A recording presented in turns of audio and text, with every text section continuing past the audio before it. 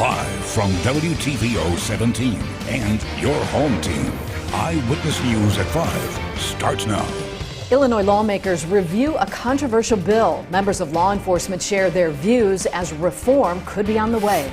The community comes together in the wake of a deadly attack at a Rockford bowling alley. Fundraising totals keep climbing for shooting victims and their families. And a Rockford organization that empowers individuals with Down syndrome to find a job celebrates a milestone. The program's president reflects on a decade of service. Good evening, I'm Mimi Murphy. And I'm Eric Wilson. Illinois lawmakers discuss a legislative plan that would change how law enforcement agencies operate. The police reforms were added to an existing bill on Tuesday. That original bill is about prescription drugs. The amendment would eliminate qualified immunity, meaning officers would no longer have blanket protection from civil lawsuits, and cut sworn affidavits, as well as eliminate cash bail. Ari Bruckman breaks down what that means for both local law enforcement and those under arrest. Our neighbors of family members are incarcerated in county jails every year, and most of them are just there because they're too poor to pay money bond. It's just very bad for police officers. And we certainly strongly oppose this legislation. Before it even hits the floor, a House bill that includes many police reforms is causing controversy. One part of it would eliminate cash bail, and a judge would instead issue pretrial release conditions. This is something local pastors have been pushing for, saying it's necessary to improve the criminal justice system. If you have had a bond hearing, what that means is the judge says, you can get out now. You just have to pay a certain amount of money. And what we're saying is that's fundamentally unfair, because basically what it does is if you don't have any money, you can't get out. But if you do have money, regardless of your danger to the society, you can get out. But many law enforcement officers are worried. The executive director, Illinois Association of Chiefs of Police, Ed Gigis, tells me he doesn't want to see this passed. By eliminating bail, we're talking about people who are accused of crimes. We have found in a lot of situations, people after they're arrested, they are in bad shape, they are dangerous, they are violent, and they should not be set free right away. The bill is expected to come up in committee tomorrow. For your home team, I'm Ari Bruckman. Icy road conditions allow Rockford police to track down a man they say tried to run from them. Around 9 last night, officers tried to stop the suspect near Mulford Road and Garrett Lane. Police say the man tried to drive off, but ice on the road kept his tires from gaining traction. Police arrested Marcus Williams after he got out of the car and tried to run. Officers discovered a loaded handgun, extended magazines, and several bags of cocaine. Williams faces multiple felony charges. 2 would-be thieves are behind bars after a homeowner reportedly caught them in the act.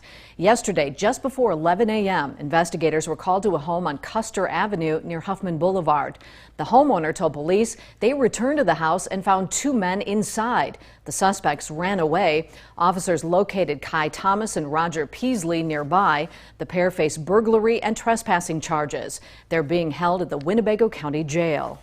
A family pet is recovering after a Thursday night house fire in Roscoe. Firefighters were called to the home on Greystone Drive just after 10. Harlem Roscoe Fire Chief Don Shovelin says first responders battled the blaze, which was contained to the basement. All of the residents were outside except for their dog. Fire officials spotted the pet and revived it with an oxygen mask. The dog was taken to the veterinarian for further evaluation. Investigators say the home is severely damaged. Investigators are still looking into what caused the fire. Hundreds of state-line businesses impacted by the coronavirus pandemic receive financial help from the state of Illinois. In total, $275 million was divided throughout the state, including over 250 businesses in Winnebago County alone. Funding comes from the Business Interruption Grants Program. It breaks down federal CARES Act money and focuses on small businesses. Assistance. Local awards range from $5,000 to $150,000 each. CARES Act funding is also being routed to local school districts. Over $2 billion was doled out across Illinois. Locally, 13 districts in Boone and Winnebago counties received assistance. This is the second round of funding, with more than 4 times the initial disbursement compared to what schools received last year. Schools are urged to use funds for things like after-school programs and mental health assistance for students.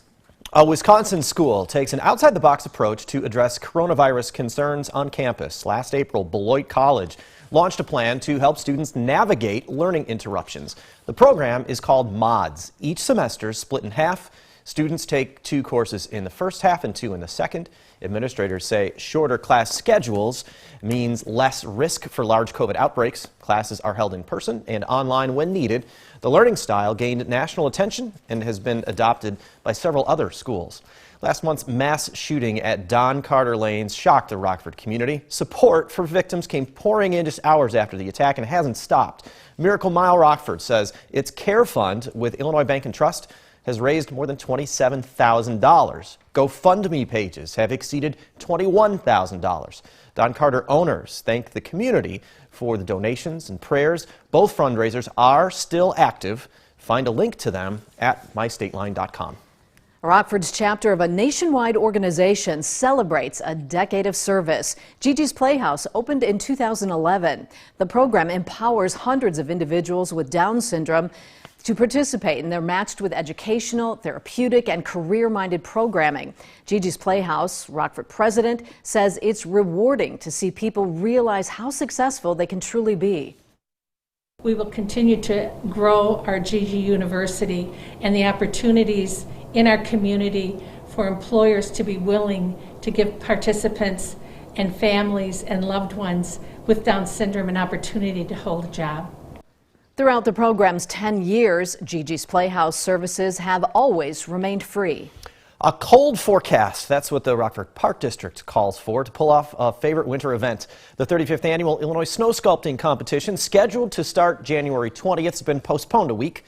Temps need to remain consistently cold to make about 2.5 tons of snow. The competition will now kick off January 27th and run through the 30th. President Donald Trump says he will not attend the inauguration of his successor, President-elect Joe Biden.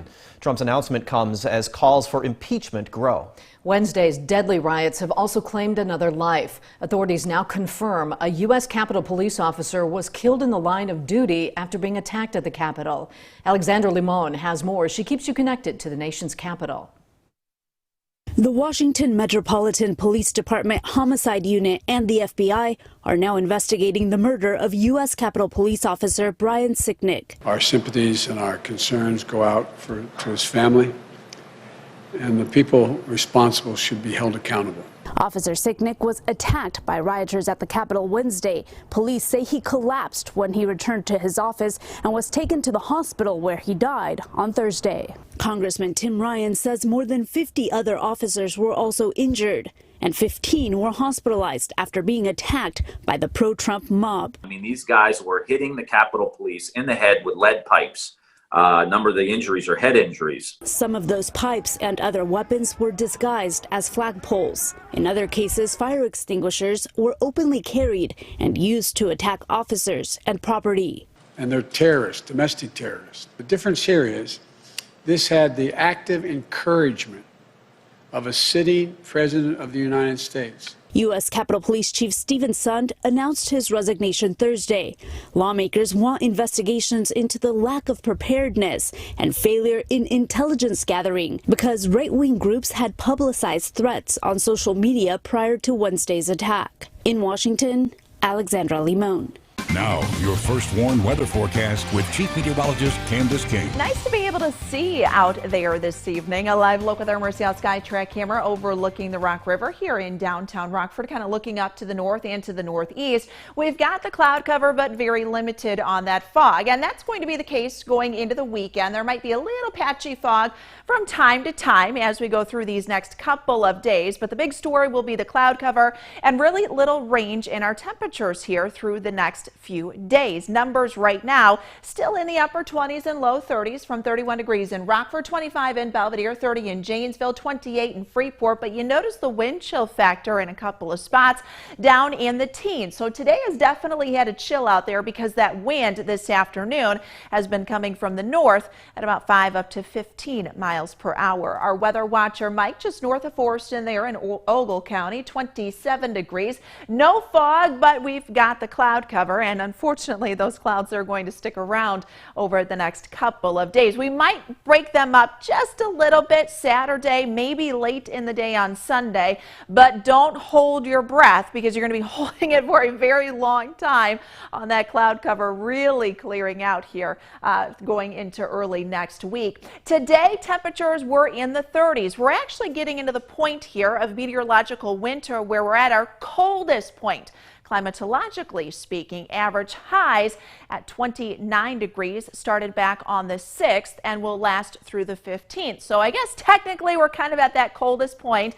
Once we get beyond the 15th of January, those numbers or those average highs, they begin to climb. But we all know that that chill can last well beyond the end of January going into February, and it looks like we get a chunk of that coming in just within a week's time. Now, timing of it could hold off just a bit, but still looks like we see those temperatures fall as we get this dip in the jet stream late next week and into next weekend. That'll bring our highs most likely back down into the 20s. And while it doesn't look like we'll see any major storm systems come through, we might get a couple of flurries from time to time or some light snow with that. We had actually a few flurries late last night come through. Saw a few of those in my headlights on the way heading home yesterday, and a couple of flurries out there earlier this afternoon, especially to the east of us. High pressure, believe it or not, is locked into our north, and that's going to stay to our north and west straight through the weekend as an area of low pressure works up and out along the southeastern coast. But unfortunately, because we've got that moisture trapped at the surface,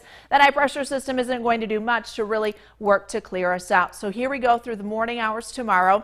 We've got the cloud cover again. Futurecast wants to thin some of that out going into the afternoon with the wind coming in from the north. Most likely our temperatures will stay in the lower 30s. Same thing going into Sunday. Sunday we might start the day with a little more cloud cover. We've got a weak system coming in from the northwest, but expected to stay dry with that. 20 degrees, that's where we head during the overnight tonight. A little breezy. Tomorrow we're back up to 30 with a couple of breaks in the cloud cover possible, but again, mostly cloudy skies.